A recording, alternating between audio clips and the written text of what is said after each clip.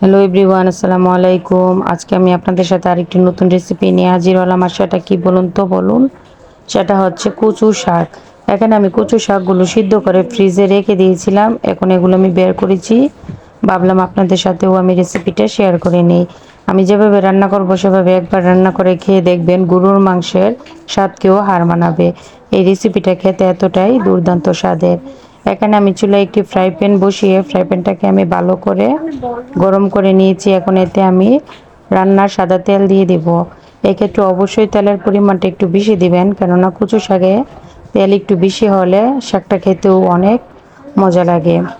যে তেলটা ভালো করে গরম হয়ে গেছে, এখন আমি এর মধ্যে পেঁয়াজ এবং রসুন কুচি দিয়ে দেব।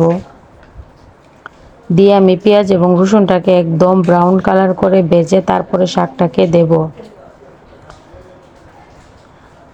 যদি আমার ভিডিওটি আপনাদের কাছে ভালো লাগে থাকে তাহলে অবশ্যই একটা লাইক দিয়ে যাবেন এবং আরও নিত্য নতুন রেসিপি পেতে আমার চ্যানেলটিকে সাবস্ক্রাইব করে রাখবেন।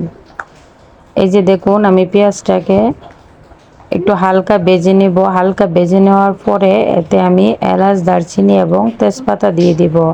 হালকা ভাজার পরে এলাচ, দারচিনি, তেজপাতাটা দিয়ে দিলে এদের একটি ভালো স্মেল বের হয়।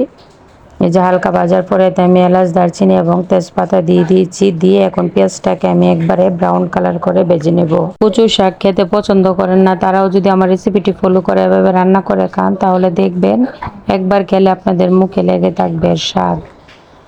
এই যে এখন আমি একদম ব্রাউন কালার করে পেঁয়াজগুলোকে ভেজে নিয়েছি। এই পর্যায়ে আমি এর মধ্যে এখন দিয়ে দিব আদা বাটা এবং রসুন বাটা। আমি কিন্তু আজকে কচু শাকের মধ্যে মাংসের পুরোপুরি সব মশলাই ব্যবহার করব, যেহেতু এটা আমি মাংসের স্বাদ আনবো, তাই এখানে আমি মাংসের সব মশলাই ইউজ করব। এই যে আমি আদা এবং রসুন বাটা দিয়ে দিয়েছি। দিয়ে এখন পেঁয়াজটার সাথে ভালো করে ভেজে নিচ্ছি। এতে করে আদা রসুনের এক্সট্রা যে একটা গন্ধ আছে সেটা চলে যাবে। এই যে আমি ভালো করে ভেজে নিয়েছি। এই পর্যায়ে আমি এখন এর মধ্যে একটু সামান্য পানি দিয়ে দিব। দিয়ে এখন একে একে এর মধ্যে একটু গুঁড়ো মশলা দিয়ে দেব। আপনারা অবশ্যই পুরো ভিডিওটি না টেনে দেখতে থাকুন।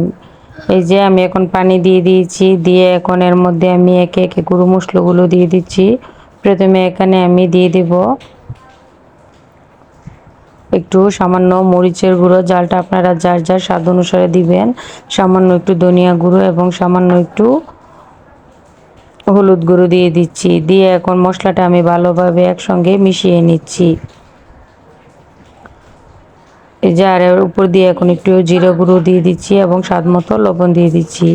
দিয়ে এখন মশলাটাকে আমি একদম লাল লাল করে ভেজে নেব। আপনারাও এরকম মশলাটাকে একদম দেখেছেন আমি মাংসের মশলার মতো কষিয়ে নিচ্ছি। আপনারাও এভাবে একদম মাংসের মশলার মতো কষিয়ে তারপরে কচু শাক দিয়ে দিবেন। এই যে দেখুন, মশলাটা আমি খুব সুন্দর করে একদম লাল লাল করে কষিয়ে নিয়েছি। এই পর্যায়ে আমি যে ফ্রিজ থেকে খুলে রেখেছিলাম কচু শাক, সেই শাকটাকে এর মধ্যে দিয়ে দেব। এখানে আমার শাকটা পুরোপুরি ছুটে নেয়, যেহেতু ডিপ ফ্রিজে রেখেছিলাম সেজন্য একটু চাকা হয়েছে। যে কোনো ব্যাপার নাই, যে আমি এখন ফ্রাই প্যানে দিয়ে দিয়েছি। এখন 2 মিনিট রান্না করার পরেই এগুলো সুন্দর করে খুলে যাবে। এই যে দেখুন, আমি শাকটাকে দিয়ে এখন হিটটাকে একটু কমিয়ে ভালো করে নেড়ে চেড়ে শাকটার সাথে মশলাটা মিশিয়ে নেব।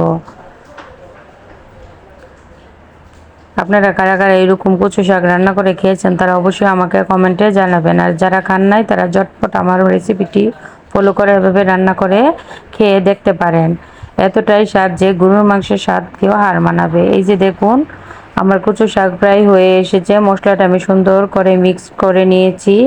এখন আমি আরও কিছুক্ষণ ভেজে এবং অবশ্যই হিটটাকে লো হিটে রাখতে হবে। বেশি হিটে রাখলে মশলাগুলোর সাথে শাকগুলো ভালোভাবে মিশবে না এবং এতে করে শাকের ভিতরেও মশলাটা ভালো করে ঢুকবে না। যে আমি এখন হিট কমিয়ে কমিয়ে রান্না করে আপনাদের সাথে ফিরে আসছি। এই যে দেখুন, আমার শাক প্রায় সুন্দর করে হয়ে গেছে। আমি আপনাদেরকে একটু দেখাচ্ছি যে কতটা দেখতে লোভনীয় হয়েছে। যে দেখুন কতটা লোভনীয় দেখতে, কিন্তু খুবই লোভনীয়, খেতেও ভীষণ মজা। আপনারা অবশ্যই আর দেরি না করে এভাবে একবার ট্রাই করে খেয়ে দেখতে পারেন। রেসিপিটা কিন্তু খুবই মজা। আবার আরও নিত্য নতুন রেসিপি পেতে আপনারা আমার চ্যানেলটিকে সাবস্ক্রাইব করে রাখবেন এবং কারা কোন ভিডিও দেখতে চান অবশ্যই কমেন্টে জানাবেন। যে দেখুন মাশাল্লাহ কতটা সুন্দর হয়েছে এই রেসিপিটা। আপনারাও দেরি না করে এভাবে বাচ্চা থেকে বড়রা সবাই এরকম কচু শাক খেতে পারবে।